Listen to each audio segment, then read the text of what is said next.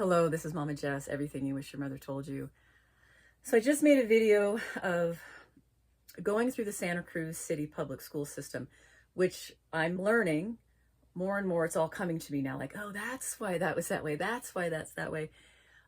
Is because Santa Cruz really is governed by a Marxist socialist progressiveness. It's not officially socialist, but one of the mayors who was a mayor for 5 terms was a proclaimed Marxist and socialist. And we've been known to be very progressive. So it makes sense. It all makes sense. So I want to explain the street that I was raised on, because Mike Rotkin, the 5-time mayor of Santa Cruz, this proclaimed Marxist, lived across the street. And I just want to explain all of that neighborhood and how it operated, and realizing now the horror of knowing that a public official was on this neighborhood and never tried to change it. Okay, so I'm just going to tell you how it goes. Okay, so Liberty Street. Completely ironic considering the bondage that I saw in people's lives there. First thing, my babysitter was a witch, and she exposed me to horror movies. So I got introduced to Jason and Freddy and Chucky, and they pretty much haunted me my whole life. And then she would follow us around and scare us. So that was the babysitter. Next door was a woman that if any of our balls went over the fence, they would come back in half. She'd cut them in half. Okay.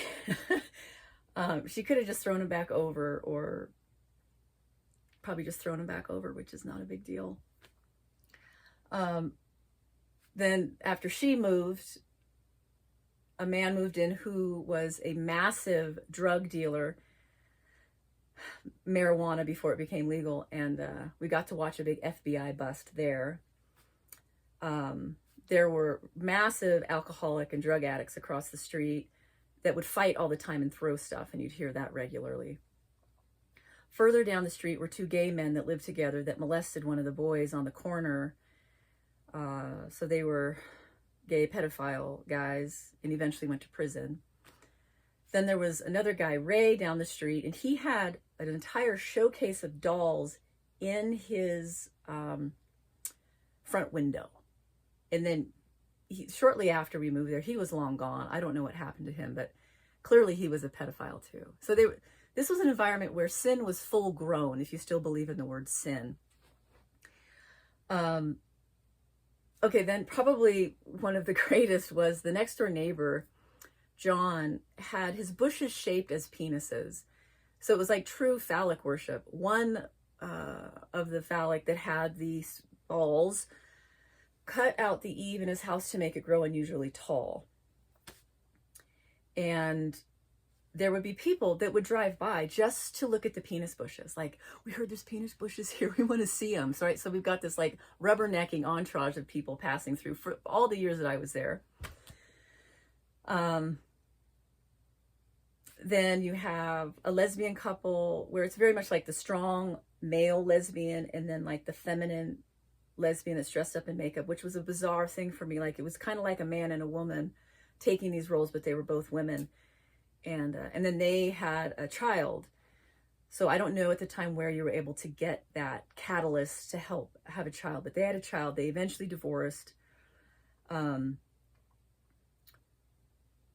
it was just, there was so much craziness there. Okay, then there was another woman who was with the mayor, and she would mow the lawn in her cowboy boots only. I'll just say that one more time. She would mow the lawn in her cowboy boots only. So she was a massive, I guess you call them a naturist, she just liked to be naked a lot, and she loved to show off her breasts. Eventually, she broke up with Mike. She moved in with John next door, who was the penis bush guy. And her son still lived with Mike, but she was way into saving trees around town. So she basically would like neglect her son, save the trees. At least that's what I saw. I can't say I know everything. I'm just trying to show you the dynamic of, the mayor, Mike Rotkin, this Marxist, is on this street of incredible immorality, but he didn't have a strong belief in morality, right? It's that moral relativistic thing. Do whatever you want. Everyone's cool and we'll be friends. I mean, he was an incredibly nice man. I will say that. He was very gentle, but I didn't have a lot of interaction with him, but he was gentle, soft-spoken. And I didn't know really what he did. I didn't understand his role as a mayor, and I thought he had already retired from that, but he was still in city council, and he was active in social activism until he died. Not, like couple weeks ago.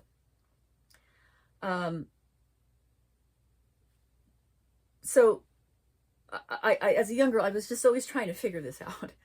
And then the boys, they would like me, and then they'd want to be in a relationship, but it always would include sex, and I wasn't into that. So there'd always be this tension that somehow like I wasn't really engaged in the relationship, when really I just didn't want that. I wanted to wait till I was married. Then there was a lady that lived behind us who was like totally fearful about everything. She was in a mask all the time and bemoaning every chemical that we ever opened on the property. Okay, so I'm just want you to know that this was the neighborhood I was raised in Santa Cruz, which is unofficially socialist, but I'm telling you that it is. An interesting thing about reading because socialism generally breeds like criminality, a lot of immorality, a lot of bizarre lifestyles that ultimately break down. Like, this is not a sustainable society when you have that kind of perversion happening. Because I know that, John with his penis bushes was accused of sexually molesting some boys in the neighborhood. And so then when I read the obituaries of the former mayor, apparently people thought he was really cool because like he would be in Nickelodeon hanging out, watching a movie, and they would like pass joints down the way like to strangers, and they'd be like, wow, isn't that really cool that we're in a place where it's so cool you can like smoke a joint with a stranger in the movie theater. Like that's the liberty that people are aspiring to in those environments. Like, now we're really free. So I read the obituary, and